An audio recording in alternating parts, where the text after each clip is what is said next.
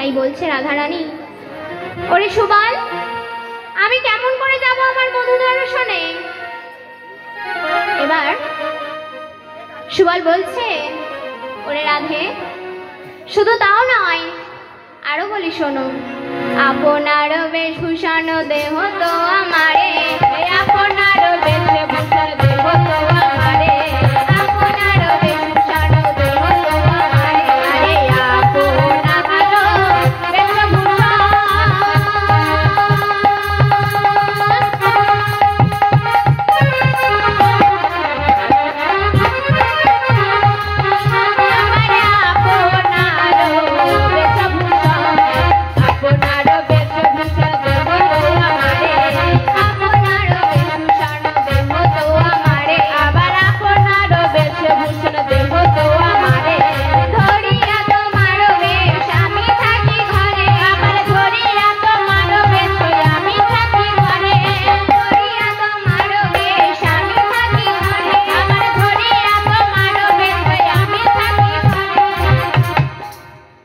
সুবল বলছে, রাধে, তুমি আমার বেশ ধারণ করে তোমার বধূ দর্শনে যাও, আর আমি তোমার বেশ ধারণ করে এই রন্ধনশালে বসে থাকি। এবার রাধারানী বলছে, পরিবারে তরে শাড়ি দিল আছড়িয়া, আবার পরিবারে তরে শাড়ি দিল আছড়িয়া, পরিবারে তরে শাড়ি দিল আছড়িয়া, আবার পরিবারে তরে শাড়ি দিল আছড়িয়া, ঘটিতে বাঁধিল ধটি যতন করিয়া, আবার ঘটিতে বাঁধিল ধটি যতন করিয়া, ঘটিতে বাঁধিল ধটি যতন করিয়া, আবার ঘটিতে বাঁধিল ধটি যতন করিয়া। ও মায়েরা, কোটি মানে কি? কোটি মানে কি? কোমর। আর ধটি মানে কি? পিতো ধরা। আচ্ছা, তাই পিতো ধরা বলেছে।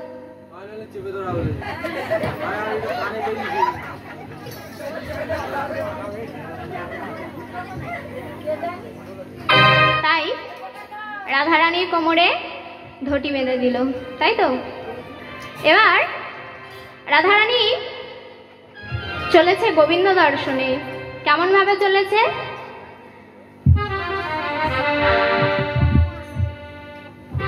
রাধারানী যখন তার বধূ দর্শনে চলেছে তখন বলছে, সুবলের বেশে ধ্বনি মধুরে মিলালো,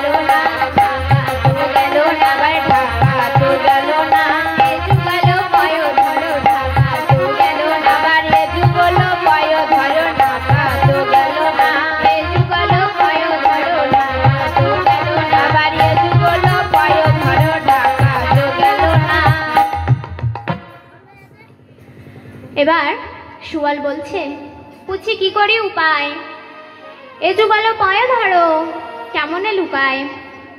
তাই সুবল বলছে, রাধারানী মা যোগমায়াকে ডাকো।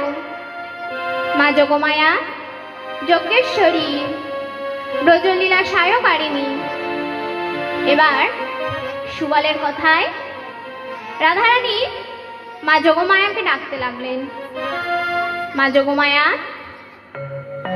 রাধারানীর ডাকে সাড়া দিলেন, দিয়ে বলছে, ওরে রাধে, এই নবীন বাছুরি কোলে করি তুমি গোবিন্দ দর্শনে চলে যাও। এবার সেই নবীন বাছুরি কোলে করে রাধারানী জটিলার সামনে গিয়ে বলছে, মা আজ আশীর্বাদ করো মা, আশীর্বাদ করো মা, আশীর্বাদ করো মা, আশীর্বাদ করো মা। এক কাজ দুই কাজ হয়েছে, আশীর্বাদ করো মা। ভয় করে মেয়ে আশীর্বাদ করো মা। এক কাজ দুই কাজ হয়েছে, আশীর্বাদ করো মা। এক কাজে দুই কাজ হইবে, আশীর্বাদ করো মা। রাধারানীকে সুবল ভেবে মা জটিলা রাধারানীর মাথায় হাত দিয়ে বলছে, ওরে সুবল, আমি তোকে আশীর্বাদ করছি, তোর কোনো বিপদ হবে না। এবার রাধারানী চলেছে বধূ দর্শনে। কৃষ্ণ অঙ্গ গন্ধ পায়, গন্ধ অনুসারে ধায়, উপনীত মাধব যথায়, পরিয়া করের বেনু, ধুলায় ধূসার কানু, চূড়া বেনু, ভূমি গড়া গড়ি যায়। তাই বলছে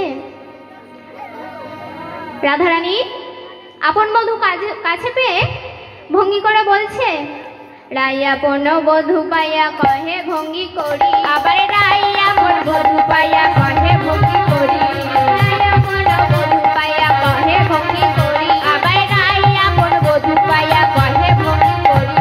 যেতে নারিলাম আমি জটিলার পুরী, আবার যেতে নারিলাম আমি জটিলার পুরী, যেতে নারিলাম আমি জটিলার পুরী, আবার যেতে নারিলাম আমি জটিলার পুরী।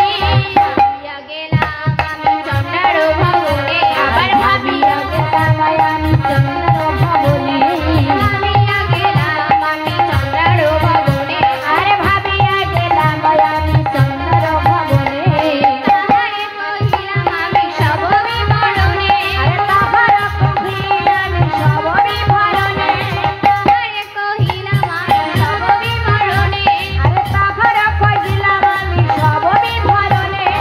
আজ্ঞা করিলে আনিতে পারি সেই তরু পশি, আরে আজ্ঞা করলে আনিতে পারি সেই রূপসী, আজ্ঞা করিলে আনিতে পারি সেই তরু পশি, আজ্ঞা করলে আনিতে পারি সেই রূপসী। আজ্ঞা করো আনি দিয়া ওহে কালো শশী, আরে আজ্ঞা করে আনি দিয়া ওহে কালো শশী, আজ্ঞা করো আনি দিয়া ওহে কালো শশী, আর আজ্ঞা করে আনি দিয়া ওহে কালো শশী। সুবলের কথা শুনে